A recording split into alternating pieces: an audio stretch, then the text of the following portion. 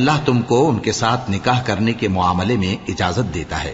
اور جو حکم اس کتاب میں پہلے دیا گیا ہے وہ ان یتیم عورتوں کے بارے میں ہے جن کو تم ان کا حق تو دیتے نہیں اور خواہش رکھتے ہو کہ ان کے ساتھ نکاح کر لو، اور نیز بیچارے بے کس بچوں کے بارے میں،